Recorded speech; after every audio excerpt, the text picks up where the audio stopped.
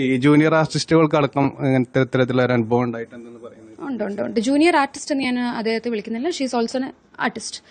അപ്പോൾ ആ ആർട്ടിസ്റ്റും ഈ പറഞ്ഞ പോലെ വളരെ വിഷമിച്ചിട്ടാണ് പോയത്. എന്നുവെച്ചാൽ ദിസ് വെർബൽ ഹറാസ്മെന്റ് ഉണ്ട്, സെക്ഷലി ഉള്ളൊരു അങ്ങനത്തെ ഒരു പ്രവണത ഉണ്ടായിരുന്നു. And it's very bad.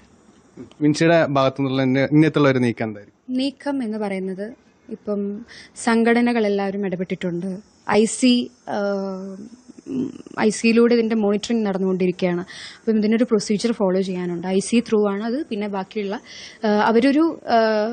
അവര് നന്നായി അന്വേഷിച്ച് അതിന്റെ കാരണങ്ങൾ തിരിച്ചറിഞ്ഞതിന് ശേഷമാണ് ബാക്കിയുള്ള സംഘടനകളിലോട്ടൊരു നടപടിയെടുക്കാൻ വേണ്ടിയിട്ട് അവരെ ഫോളോ അപ്പ് ചെയ്യുക അല്ലെങ്കിൽ പ്രൊസീഡ് ചെയ്യുക.